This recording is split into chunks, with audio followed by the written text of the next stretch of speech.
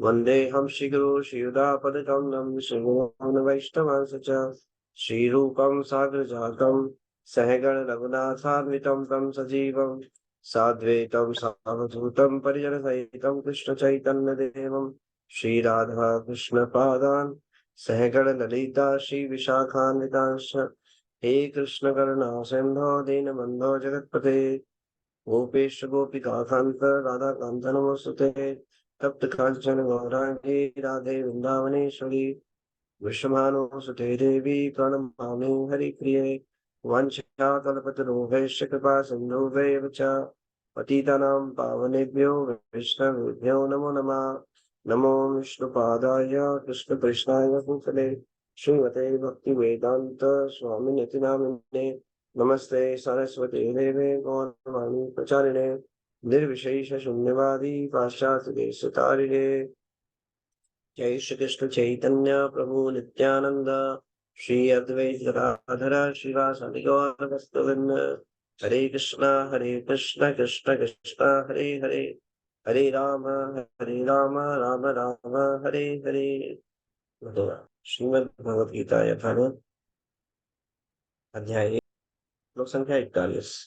संकरो नारकायेव कुलघ्राणां कुलस्य च पतन्ति पितरोः शाम लुप्त पिंडोदक क्रिया।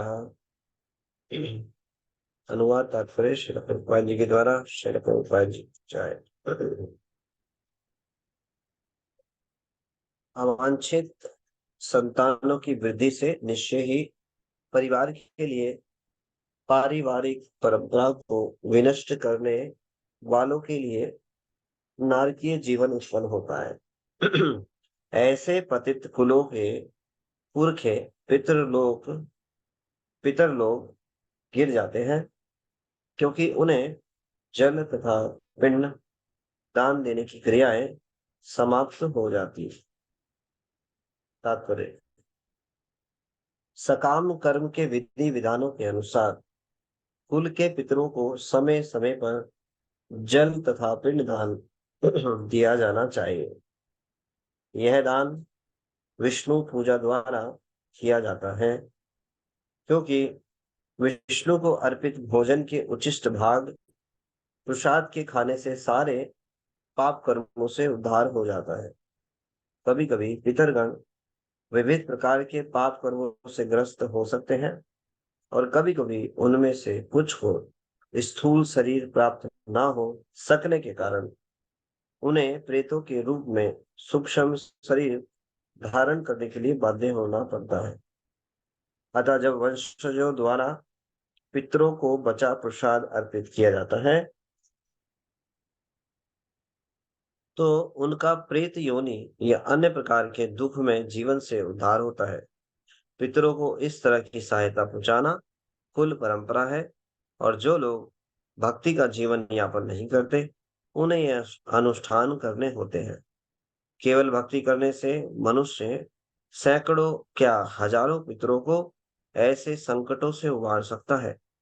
भागवतम में 11वें स्कंद के 5वें अध्याय के 41वें श्लोक में कहा गया है देवार्षि भूतात् नृणां च पितॄणां न किं करोनायं ऋणी च राजन् सर्वात्मनाया शरणं शरण्यं गतो मुकुंदम परिहृत्य कृतम्।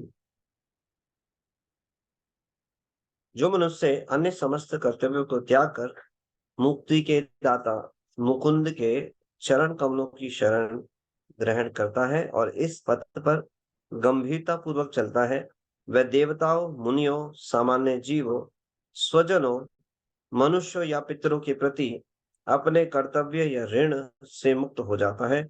श्री भगवान की सेवा करने से ऐसे दायित्व अपने आप पूरे हो जाते हैं। अवांछित संतानें उत्पन्न होने से क्या होता है कुल परंपरा नष्ट हो जाती है। कैसे नष्ट हो जाती है देखिए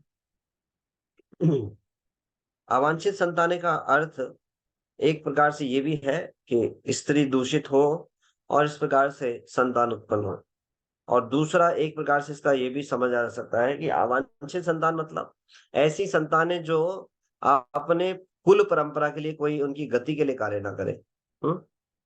ऐसी संतानों की तो ना वांछा की जाती है। सारे पितृलोक ऐसे ऐसे कुल में ऐसे पुत्र की आश लगा के बैठते हैं कि कोई ऐसा पुत्र हो जो सारे कुल को तार दे। तो कौन तार सकता है? केवल भगवान का भक्त।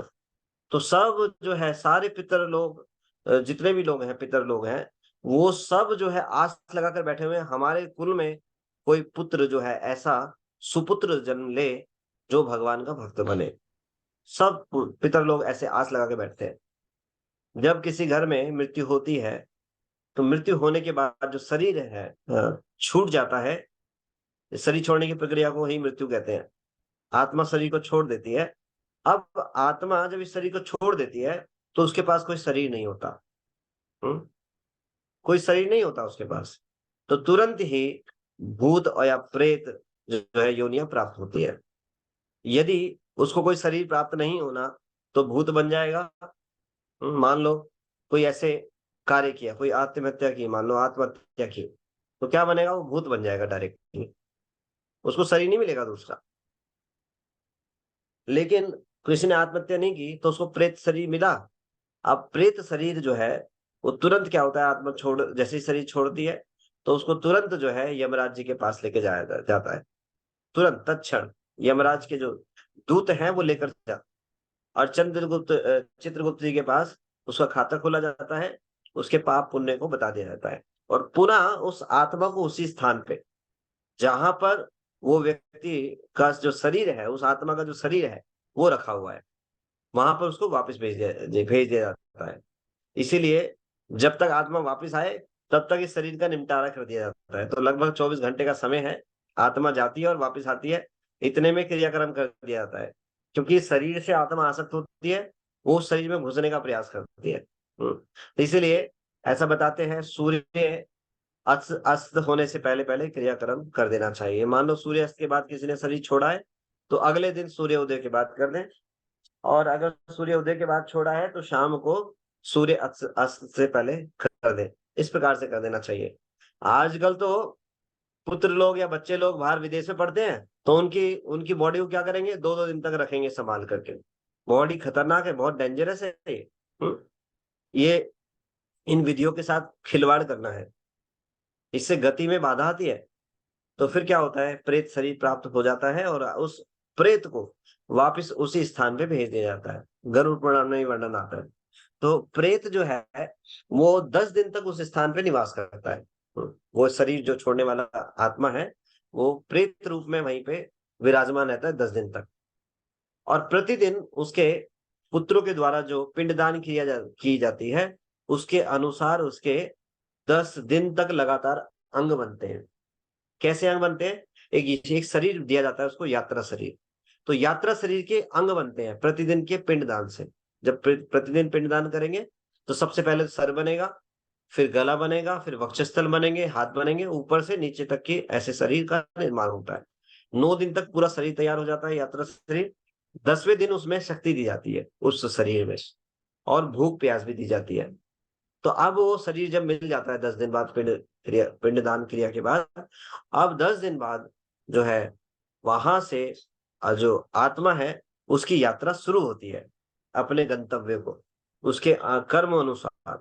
अगर उसने बहुत घनिष्ठ पाप कर्म किए हैं तो उस पूरे मार्ग में यमपुरी तक पहुंचने तक टोटल 16 नगर हैं जिनको पार, 15 नगरों को पार करके यमपुरी पहुंचना हो, जिसमें बड़े कष्टों का वर्णन है। जो पाप कर्म लिप्त रहता है उसको बड़े कष्टों से होकर गुजरना पड़ता है। लेकिन जो जो पुण्य कार्य करते हैं उनको ऐसी यात्रा में कष्ट नहीं होता। जैसे भगवान के भक्त होंगे या जिन्होंने पुण्य कार्य किए होंगे तो उनको कष्ट नहीं होगा, बड़े आराम से सुगम यात्रा होगी उनको। भगवान के भक्त जाएंगे तो बड़े उनको बहुत ही अच्छे तरीके से लेके जाया जाएगा विमान में, जैसे एक मतलब पूरी फैसिलिटीज के साथ। लेकिन जो पाप कर्म करते हैं उनको बड़ी कष्टमय यात्रा होती है। तो पूरा 15 नगर को पार करके वो 16वें जो नगर है यमपुरी पहुंचते हैं। और उसमें 4 दरवाजे हैं। एक दरवाजा है दक्षिण मार्ग की तरफ और बाकी 3 अन्य मार्ग हैं। तो दक्षिण मार्ग से पापात्मा जो है वो एंटर करती हैं और बाकी 3 मार्ग से जो पुण्य आत्माएं हैं जो उसमें एंटर करती हैं और उस रास्ते के थ्रू अपने गंतव्य को जाती हैं। जिनको भगवान के धाम जाना है वो भगवान के धाम जाएंगे। इस प्रकार से जो है ये व्यवस्था है। तो जो प्रेत है, शरीर है, उससे उसको यात्रा शरीर मिलता है और जब वो यमराज के यमपुरी पहुंच जाते हैं तो उस यात्रा शरीर को छोड़ करके यमपुरी में जब अंदर एंटर करते हैं तो उसको यात्रा शरीर दिया जाता है। ये कैसा शरीर है? ये शरीर दिया जाता है आत्मा को, ऐसा शरीर जिसमें कष्ट तो दिए जाएंगे लेकिन उसकी मृत्यु नहीं होगी। तो ये प्रक्रिया होती है। उससे पहले जो नरक है, नरक के बिल्कुल निकटतम स्थान में ही है पितृलोक। तो जब जाते हैं तो सब जीवात्माओं को लाइन लगी हुई है, उनका हिसाब किताब चल रहा है, तो सब वेटिंग में होते हैं। जो जो पितर लोग है ये वेटिंग करने का स्थान है। मान लो कोई ट्रैवल कर रहा है, यात्रा कर रहा है, किसी बस स्टैंड पर जाएगा तो बस का इंतजार कर रहा है कि बस आएगी और मेरे को सीट मिलेगी, मैं बैठ कर जाऊंगा। तो जब यहाँ से जब वो प्रेत जाता है तो उसको वेटिंग का स्थान है, जो उसको समय वेट करना है अपना नंबर आने का, उसका हिसाब किताब उसको दिखाया जाएगा और उसको उसके अनुसार यात्राएं दी जाएंगी। तो उसको वेटिंग जो स्थान है वो है पितृलोक। वहां पर उसको वेटिंग के लिए स्थान दिया जाता है। वहां पर हर एक कुल के व्यक्तियों को 3 लोगों को स्थान दिया जाता है। 3 लोग, जैसे मान लो पिताजी हैं, उनके पिताजी हैं और उनके पिताजी, 3 स्थान मिलेंगे। अब आगे की पीढ़ी में जो नीचे के व्यक्ति अगर कोई शरीर छोड़ देता है, जो सबसे ऊपर पिताजी के पिताजी जो है वो स्थान को आगे बढ़ाकर आगे चले जाएंगे। मतलब उनको उनका नंबर आ जाएगा, जो भी उनका हिसाब किताब होना है आगे उनको गति होगी। लेकिन यदि अगर श्राद्ध पुण्य ये कार्य नहीं किए हैं तो उनकी गति नहीं हो पाती और वो नीचे गिर जाते हैं। पितृलोक से क्या होता है, वो सीधा उनकी कोई गति नहीं होती और नरक लोकों में ही सदा सदा के लिए निवास करते हैं। इस प्रकार से जो है उनकी फिर आगे की गति नहीं होती, ऐसा वर्णन आता है। तो यहाँ पर ये बताया जा रहा है कि अवांछित संतानों की वृद्धि से निश्चय ही परिवार के लिए पारिवारिक परंपरा की को जो विनष्ट करने वालों के लिए नारकीय जीवन उत्पन्न होगा। तो कुल परंपरा नष्ट हो जाती है। तो श्राद्ध इत्यादि करना ये अत्यंत आवश्यक है, ये बहुत आवश्यक है। लेकिन यदि कोई भगवान की भक्ति करता है तो श्रील प्रभुपाद जी तात्पर्य से बता रहे हैं श्रीमद् भागवतम के 11वें स्कंद के 5वें अध्याय के 41वें श्लोक में, यदि कोई भगवान की भक्ति करता है तो वो सारे ऋणों से मुक्त हो जाता है। कौन कौन से ऋण होते हैं? कोई व्यक्ति जब जन्म लेता है, मनुष्य जन्म लेता है तो उसमें 5 प्रकार के ऋण चढ़ जाते हैं। सबसे पहला ऋण है देवताओं का ऋण। जो भी हमारे जीवन में इतनी सारी फैसिलिटीज हैं या शरीर प्राप्त हो रहा है, ये बहुत सारे देवी देवता हैं जिनके कारण हमें ये शरीर प्राप्त होता है, फैसिलिटीज प्राप्त होती है। जैसे आंखों को झलक झपकने के कोई अलग देवता है, वैश्वानर अग्नि के रूप में हमारे पेट में जठर अग्नि है। ये सब देवी देवता इन सब चीजों को मेंटेन करते हैं। हाथ को उठाने के लिए एक विशेष देवी देवता है, जिस वायु के कारण हम ये हाथ उठा पाते हैं। ये शक्ति को एक विशेष देवता संचालित करते हैं। तो ऐसे बहुत सारे देवताओं का ऋण हम पे चढ़ जाता है मनुष्य शरीर प्राप्त करते ही, पहला। दूसरा, ऋषि ऋण। हम इस संसार में जो भी कुछ करते हैं वो सीखते हैं, खुद से सीख कर नहीं आते, हमें सिखाया जाता है। माता पिता के द्वारा सिखाया जाता है, ऋषि गणों के द्वारा वैदिक ज्ञान को सिखाया जाता है। ये जो ज्ञान है ये हमें दिया जाता है, कैसे क्या करना है क्या नहीं करना है। तो ये ऋण चढ़ जाता है हमारे पर। भूतात्म निर्णय जीवित्वा। हाँ, तीसरा है सामान्य जीवों का ऋण। इतने सारे जीवात्मा हैं जिनका हमारे जीवन में कंट्रीब्यूशन है। सुबह उठते हैं, चिड़िया चहकाती है तो सवेरा हो गया, हमें अलार्म मिल जाता है, प्राकृतिक अलार्म। दूध हमें, गाय हमें दूध देती है। इस प्रकार से कितने सारे जीव हैं जो हमारे जीवन में कंट्रीब्यूशन करते हैं। तो ये ऋण हमारे ऊपर चढ़ जाता है। और चौथा ऋण है स्वजनों का, एक नर समाज का। हमें रहने के लिए समाज मिलता है। ये बड़ी कृपा है समाज में मनुष्यों की, जो हमें बैठने का स्थान देते हैं, जिनसे हम अपने हृदय की बात शेयर कर सकते हैं, आदान प्रदान कर सकते हैं। तो बंधु बांधव जो है, नर समाज है, ये जो हमें मिलता है, इसका ऋण। और एक ऋण है पितरों का ऋण। ये पितरों के कारण हमें शरीर प्राप्त हुआ। तो ये 5 ऋण जो है चढ़ जाते हैं। यदि कोई मनुष्य जन्म प्राप्त करके इन ऋणों को नहीं उतारता तो वो नरक में निवास करेगा, उसे अधोगति होगी। तो देवताओं का ऋण कैसे उतरता है? देवताओं का ऋण उतरता है यज्ञ के द्वारा। जब देवताओं को प्रसन्न करने के लिए यज्ञ किए जाते हैं तो इसीलिए वो प्रसन्न हो जाते हैं। इसलिए ये विधान है यज्ञ करने का विधान। और ऋषियों का ऋण कैसे उतरता है? ऋषियों का ऋण उतरता है जो हम उनसे सीखते हैं दूसरों को बता करके। वही ज्ञान को एज इट इज जब हम दूसरों को बताते हैं तो ये ऋषियों का ऋण उतर जाता है। तीसरा, सामान्य जीवों का प्रति जो ऋण है वो कैसे? उनको आ, उनके प्रति करुणा का भाव होना, उनको उनके प्रति हिंसा का भाव न होना, हाँ? और किसी न किसी प्रकार से उनको भगवान से जोड़ना, ये जो है ऋण जो है उतर जाता है। स्वजनों का, निर समाज का ऋण कैसे उतरता है?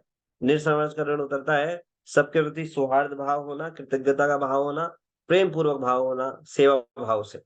और पितरों का जो ऋण है वो कैसे उतरता है? पितरों का ऋण उतरता है श्राद्ध आदि क्रियाओं को करके, संस्कार आदि को करके ये ऋण उतर जाता है। अब इतने अलग अलग तरह के उपाय करने की आवश्यकता नहीं है।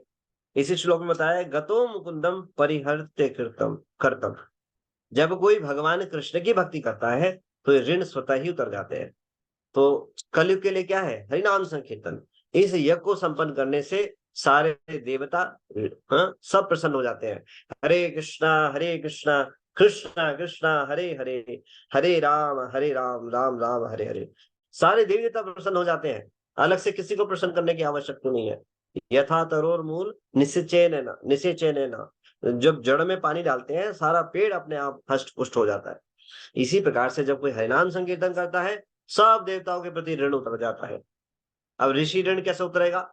ऋषि ऋण उतरेगा प्रचार कार्य करके। श्रील प्रभुपाद जी ने जो हमें शिक्षाएं दी हैं, जो हमें सिखाया है, तो बुक डिस्ट्रीब्यूशन के माध्यम से दूसरों को बता करके, दूसरों को भक्ति से जोड़कर ये ऋषि ऋण उतर जाएगा। क्या करना है? भक्ति के ही कार्य करने हैं, अन्य को यह करने की आवश्यकता नहीं है। और सामान्य जीवों के प्रति, सब जीवों के प्रति उनका सुहृद भाव होना, प्रेम पूर्वक भाव होना। ये हरिनाम संकीर्तन जो है सबको फल देने वाला है, सबको लाभ पहुंचाने वाला देगा। तो हरिनाम संकीर्तन में पार्टिसिपेट करना चाहिए जिससे सभी जीवों का लाभ होता है। इसीलिए सबको जो है हरिनाम संकीर्तन से जोड़ना चाहिए। जो व्यक्ति मनुष्य देहधारी नहीं है उनको भी लाभ पहुंचता है। तो इससे क्या होगा? एक तो नियम का पालन करना है, कभी भी मांसाहार नहीं करना चाहिए, हिंसा नहीं करनी चाहिए किसी भी जीव के प्रति, और साथ ही साथ सबको हरिनाम संकीर्तन से जोड़ना चाहिए। तो कोई भी देहधारी क्यों ना हो, हाँ, ये सारा जो है ऋण उतर जाएगा।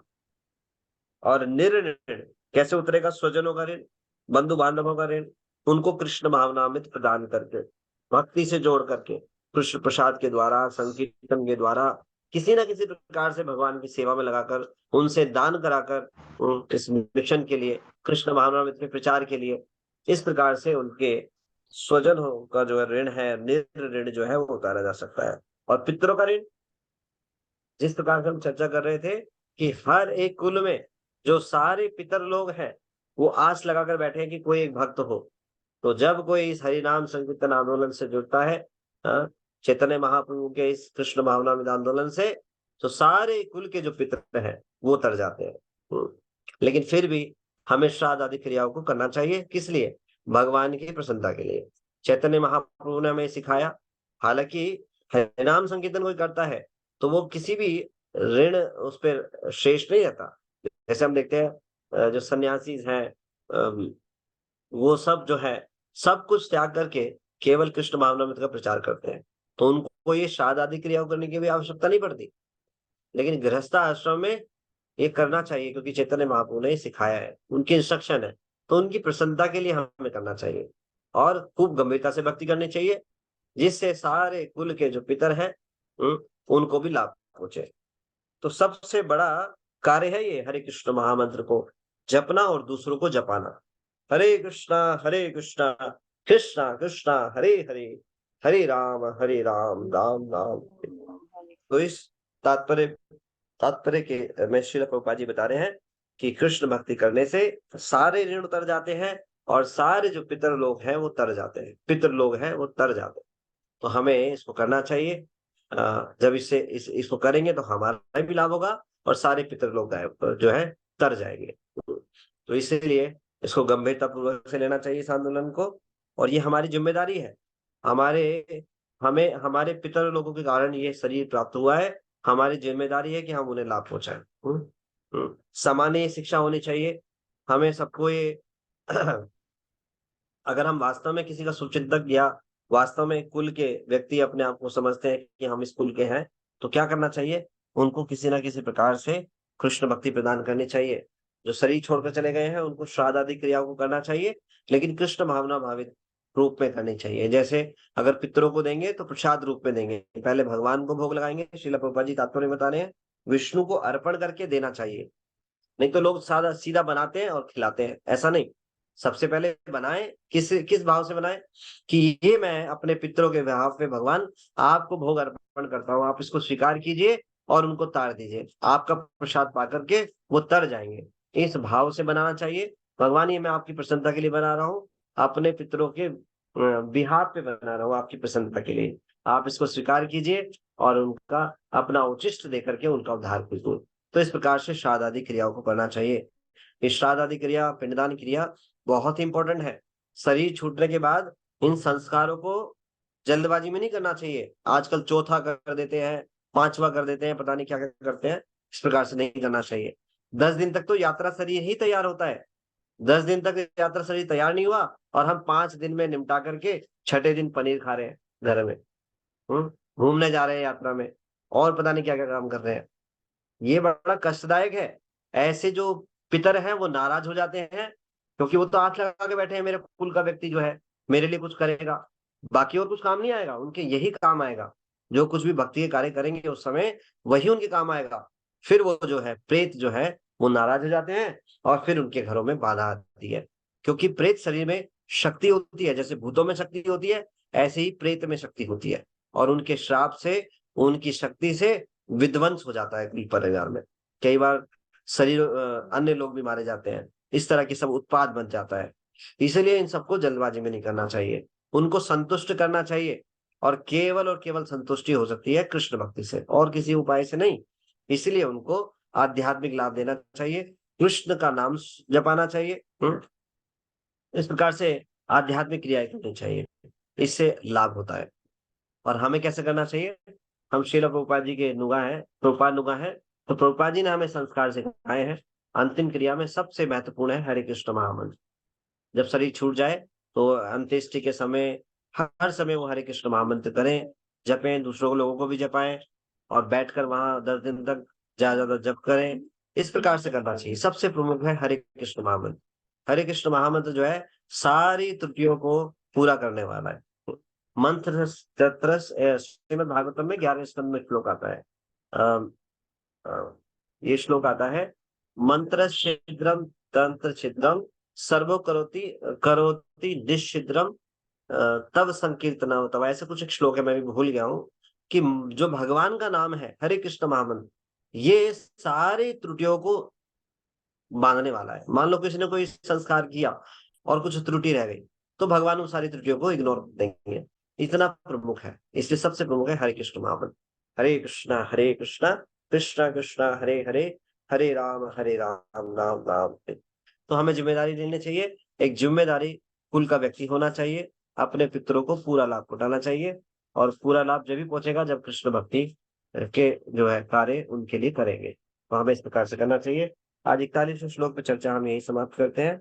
आगे की चर्चा हम कल करेंगे। किसी को कोई प्रश्न है आज की चर्चा से, कोई टीका टिप्पणी? विजय शाश्वत, ये सर।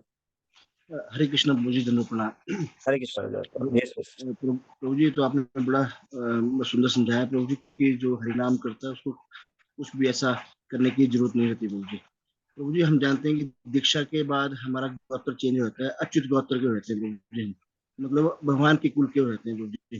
प्रभु जी, जैसे कि आपने बताया कि चैतन्य महाप्रभु वगैरह ने अपने जीवन से बताया कि हमें ये जो है निर्दिष्ट जो कर्म वो करने चाहिए प्रभु जी। जैसे कि शादी ब्याह होता है, इवन इवन श्राद्ध होते हैं, तो पंडित आपके गोत्र के बारे में प्रश्न करते हैं, तो आपको अच्युत गोत्र बताना चाहिए कि या परंपरा में जिस जन्म लिया है या वो गोत्र बताना चाहिए प्रभु जी? अच्युत ही बताना चाहिए, लेकिन साथ साथ अगर उस गोत्र को भी ले रहे हैं तो कोई प्रॉब्लम नहीं है, दोनों ही नाम गोत्र दोहराए जा सकते हैं। जैसे मैं पर्सनली मेरी बात करूं तो अभी पिताजी का जब संस्कार हुआ था तो मैंने दोनों ही दो गोत्र इसको दोहराया था कि वहां पे फिर वर्णन आता है, मान लो कोई अगर दीक्षित होता है तो पंडित लोग खुद से ही बोलते हैं, आप जिन गुरु से दीक्षित हैं उनका स्मरण करते हुए, अपना वो गोत्र को उच्चारण करते हुए आप उनका स्मरण कीजिए। तो ये दोनों ही चीजें हो जाती, तो दोनों कर सकते हैं। हालांकि अच्युत ही रह जाता है, लेकिन बाकी अगर अन्य परिवार के सदस्य सभी दीक्षित ना हो, सभी भक्त ना हो, तो अगर सभी भक्त हैं, सभी दीक्षित हैं, तब तो अच्युत ही बोल दें तो सफिशियंट है। लेकिन बाकी नहीं है तो अच्युत बोले और वो भी बोले तो कोई प्रॉब्लम नहीं, दोनों ही बोलते हैं। ठीक है ना? थैंक यू प्रभु जी, थैंक यू बिल्कुल। जी, थैंक यू। माधव प्रिय माता हरे दोहराना कृष्ण। पड़ेगा, यस माधव। हाँ जी, हाँ प्रभु जी, मैं ये कह रही थी, जैसे आपने बताया कि हरे कृष्ण महामंत्र का जाप करते रहना चाहिए उस पीरियड में जब आदमी हम्म की प्राणी जाता है। तो हम्म जैसे हम लोगों का विधान है कि गरुण प्राण बैठाते हैं, तो वो नहीं बैठाना चाहिए। नहीं करना चाहिए, क्यों नहीं करना चाहिए, कर सकते हैं, बिल्कुल करना ही चाहिए। इसके बाद थोड़ा कीर्तन करना चाहिए हरे कृष्ण का मंत्र कीर्तन तो का। कंटिन्यूअसली होना चाहिए, ये एक्स्ट्रा है, इम्पोर्टेंट है। हरे कृष्ण महामंत्र कीर्तन, और अच्छा फिर ठीक। पुराण भी कर सकते हैं, गरुड़ पुराण भी पढ़ सकते हैं, भगवत गीता पढ़ सकते हैं, ये सब पढ़ना चाहिए। लेकिन आजकल के परिवार के ठीक। लोग करते नहीं, टाइम नहीं है, निकल जाएंगे, कुछ हाँ करेंगे नहीं, टाइम ये नहीं सब है, चीजें देते करेंगे हैं नहीं। बच्चों के पास टाइम ही नहीं है। नहीं, टाइम है लेकिन करना नहीं चाहते, प्रेम नहीं है ना, जहाँ प्रेम होगा तो वहां करेंगे, प्रेम नहीं है, बस एक फॉर्मेलिटीज रहेगी आज की डेट में। चलिए प्रभु जी, जैसा हो जाएगा समय ठीक के समय अनुसार जैसा हो जाए वो ये उचित है। है। हरे नहीं, कृष्ण प्रभु जी। उचित धन्यवाद। तो वो है जो विधि बताई गई है। नहीं हाँ वो ठीक तो है, ठीक है तो प्रयास प्रभु जी, करना लेकिन नहीं चाहिए। करेंगे बच्चे। हाँ, प्रयास करना चाहिए, जितना हम संभव हो वैष्णव से पूछकर वैसा करें। बाकी ये नहीं कह सकते जितना हो जाए उतना अच्छा है, ऐसा नहीं है। ये तो हमारी धारणा है, हम अपनी बना लेते हैं। करना तो नहीं वैसे ही प्रभु होगा जी ये जैसी विधि बताइए, होगी। अब हम नहीं, हमारे बुजुर्ग गए तो हमने कर दिया, अब हमारे तो बच्चे करेंगे जो करेंगे, उसमें हम तो कुछ कर इसीलिए नहीं अभी कर लो सकते। आप अच्छे से भक्ति, वो करे ना करे कोई फर्क नहीं पड़ना चाहिए। अच्छे से भक्ति कर लो। अब प्रभु जी ठीक है, आपका प्रवचन सुनते हैं, जितना कर पाते हैं कर ही लेते हैं। ठीक है, वेरी गुड माता जी, हरे ऐसे ऐसे ही हरे। करते रहिए। कभी भी जीवन भर में जो है हरे कृष्ण महामंत्र को मत छोड़िएगा, हमेशा इसको अपने प्राण बनाकर अपनाइए, और कोई वैष्णव अपराध मत कीजिए। बस निश्चित हो जाएगा, अच्छा फिर एक कोई परिवार के लोग करे ना करे। ठीक है। अच्छा एक और बात बताइए प्रभु जी, कि हाँ जैसे जी, हम पहले दिल्ली मंदिर वाली क्लास करते थे, तो उसमें जी। मैं बोलती थी हरे कृष्ण हरे कृष्ण कृष्ण कृष्ण हरे हरे। तो वो कहते थे हरे कृष्ण कृष्ण कृष्ण कहो, ये मंत्र है। आप बताइए क्या है इसमें त्रुटि, कृष्णा बोलना चाहिए कृष्ण बोलना चाहिए? देखिए, चाइना में कृष्ण जो है पूरा स्पष्ट बोल नहीं पाते, वहाँ कृष्णा कृष्णा ऐसे बोलते हैं। हाँ, प्रोनाउंसिएशन प्रॉपर नहीं होती। अब आम है, आम की गुठली छील दी, अब मान लो आम को निकाल लिया, उसका छिलका छील दिया, ऊपर से खाओ, नीचे से खाओ, साइड से खाओ, चारों तरफ से मीठा ही लगेगा। आप जैसे बोला जाए बोलिए, भगवान इसको नहीं देखेंगे। कोशिश कीजिए स्पष्ट उच्चारण हो, नहीं होता, जैसा भी होगा भगवान भावग्राही है हमारे अ, उसके अनुसार, ठीक बस है ना? नहीं, इस बस की बात नहीं है, जैसे हम बोलते थे पहले हरे कृष्णा कृष्ण कृष्ण हरे हरे। कृष्णा इसलिए तो बोलते दिल्ली हैं क्योंकि मंदिर में जैसे इंग्लिश में जब कृष्णा लिखोगे तो ना के साथ बाद में ए जुड़ जाएगा, ए। तो इंग्लिश की ज्यादा अच्छा चीजें हम पढ़ते हैं तो अब मैं इसलिए हमारी आदत थोड़ी बदल जाती है। वैसे तो हरे जब कृष्ण से कृष्ण मैं कृष्ण हरे हरे, हरे राम राम हाँ राम हरे हरे, है ना? अब ये इंग्लिश में पढ़ लेते हैं तो इसलिए कृष्णा हो जाता हाँ। है। तो दोनों ही ठीक है, कोई प्रॉब्लम नहीं है। अच्छा हम तो यही करते हैं, हरे कृष्ण कृष्ण कृष्ण हरे हरे, हरे राम राम राम हरे हरे। ठीक है माता जी, बढ़िया है ठीक है माता जी, प्रभु आप जी। करते रहिए, यस माता जी, करते अच्छा, रहिए, यस। ठीक हरे है, कृष्ण प्रभु जी, ध्यान बहुत पूर्वक कीजिए। थैंक यू सो मच, हरे कृष्ण। रीना त्रिवेदी माता जी। हरे कृष्णा प्रभु जी, दंडवत प्रणाम। हरे कृष्णा माता जी, प्रणाम, यस माता जी। प्रभु जी सॉरी, मैं ये करेक्ट समझी हूँ कि नहीं, मैं ये कह रही हूँ आपको कि मैंने ये समझा है कि चाहे 24 घंटे के अंदर हो दाह संस्कार या ना हो, प्रेत योनि प्राप्त होती है। सॉरी प्रभु जी अगर मैंने गलत समझा आप है। एक बार दोबारा दोबारा बोलिएगा माता जी। चाहे 24 घंटे के अंदर दाह संस्कार हो या उसके बाद हो, प्रेत योनि फिर भी प्राप्त होती है। वो तो प्रेत योनि तो प्राप्त होगी होगी, शरीर छूट गया, शरीर छूटते ही अब उसके पास कोई शरीर नहीं है, या तो भूत बनेगा या प्रेत बनेगा। तो जनरली प्रेत बनते हैं अगर कोई बहुत ऐसा काम किया है जिससे कि कोई गति नहीं है आगे, कुछ समय तक गति नहीं होनी है उसकी, तो भूत बनेगा। नहीं तो प्रेत शरीर प्राप्त होता है, प्रेत प्रेत बन जाता है वो। ठीक है। यानी कि प्रेत योनि से डायरेक्टली फिर वो जो भी उनको नहीं, है वहां से प्रेत योनि से उसको यात्रा शरीर मिलेगा, जिसके द्वारा यहाँ से नरक तक की यात्रा करेगा। नरक में जाकर के यातना शरीर मिलेगा। जो यात्रा शरीर था वो वहीं छूट जाएगा। जब यमपुरी में एंटर करेंगे 16वें नगर में, जो कि यमपुरी है, उसमें वो शरीर वहीं छूट जाएगा, यात्रा शरीर, और यातना शरीर मिल जाएगा।